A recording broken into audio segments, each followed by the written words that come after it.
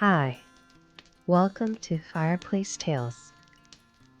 Fireplace Tales のさとみです。今日もゆっくりくつろぎながらお話を聞いていただけると嬉しいです。では、Let's get cozy and may the story begin.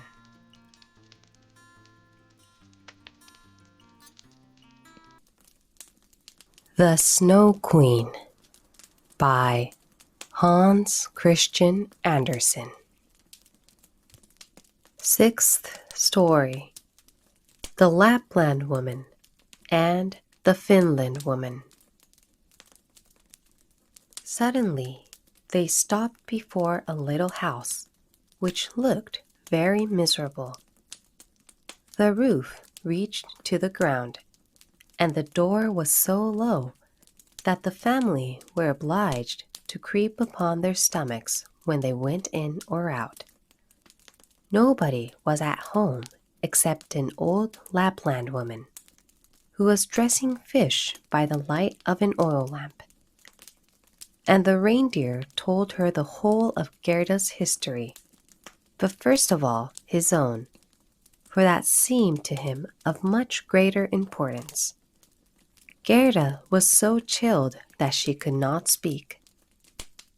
"Poor thing," said the Lapland woman. "You have far to run still. You have more than 100 miles to go before you get to Finland. There, the Snow Queen has her country house and burns blue lights every evening. I will give you a few words from me, which I will write on a dried haberdine. For paper I have none. This you can take with you to the Finland woman, and she will be able to give you more information than I can." When Gerda had warmed herself and had eaten and drunk, the Lapland woman wrote a few words on a dried haberdine, begged Gerda to take care of them, put her on the reindeer, bound her fast, and away sprang the animal. "Tsa! Tsa!" was again heard in the air. The most charming blue lights burned the whole night in the sky, and at last they came to Finland. They knocked at the chimney of the Finland woman, for as to a door, she had none. There was such a heat inside that the Finland woman herself went about almost naked. She was diminutive and dirty.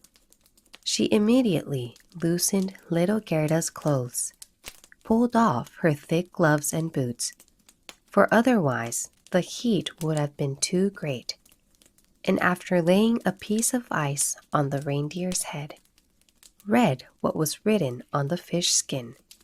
She read it 3 times. She then knew it by heart, so she put the fish into the cupboard, for it might very well be eaten, and she never threw anything away. Then the reindeer related his own story first, and afterwards that of little Gerda, and the Finland woman winked her eyes, but said nothing. "You are so clever," said the reindeer. "You can, I know, twist all the winds of the world together in a knot. If the seaman loosens 1 knot, then he has a good wind. If a second, then it blows pretty stiffly.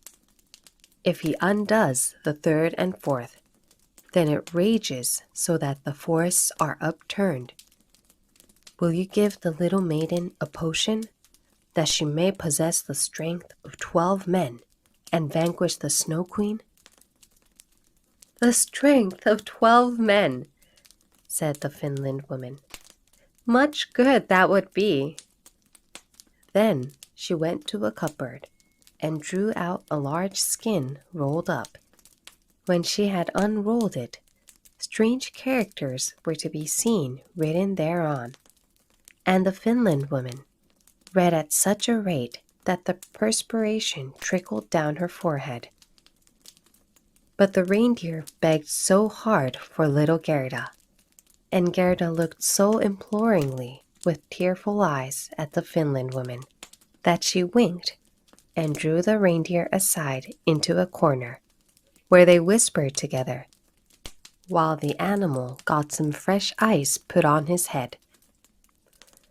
"'Tis true, little Kai is at the Snow Queen's, and finds everything there quite to his taste, and he thinks it the very best place in the world, but the reason of that is, he has a splinter of glass in his eye, and in his heart.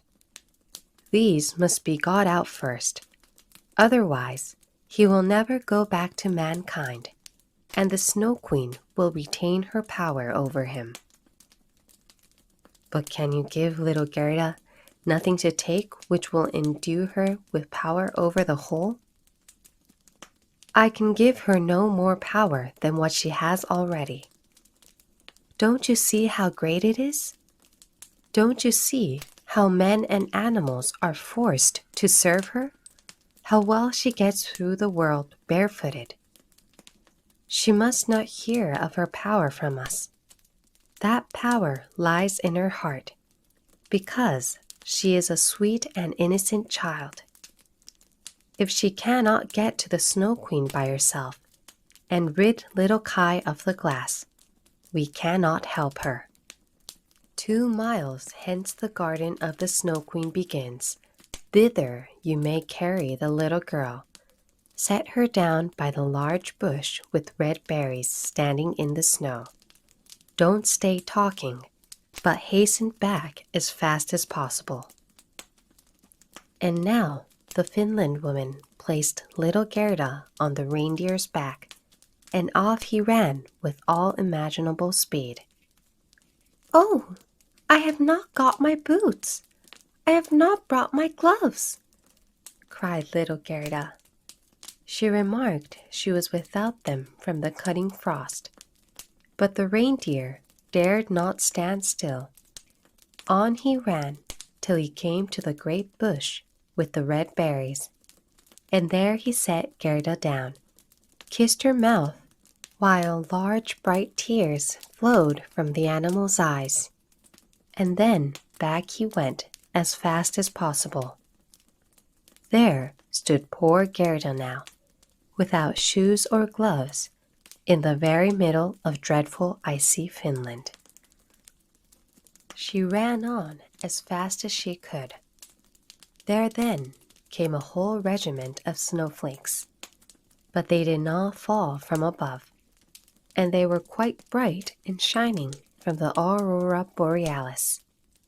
The flakes ran along the ground, and the nearer they came, the larger they grew. Gerda well remembered how large and strange the snowflakes appeared when she once saw them through a magnifying glass.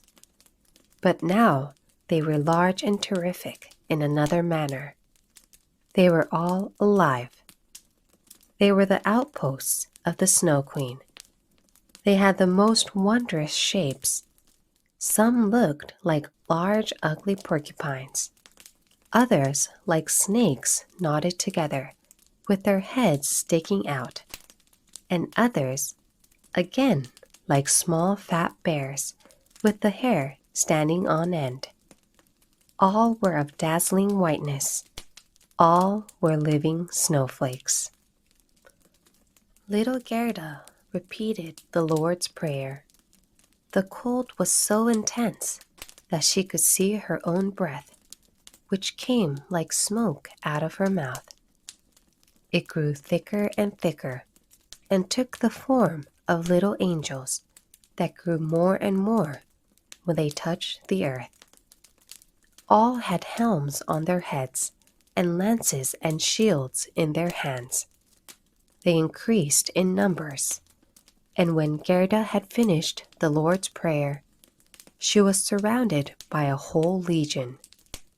They thrust at the horrid snowflakes with their spears, so that they flew into 1,000 pieces. And little Gerda walked on bravely and in security. The angels patted her hands and feet, and then she felt the cold less and went on quickly towards the palace of the Snow Queen. But now we shall see how Kai fared. He never thought of Gerda, and least of all that she was standing before the palace.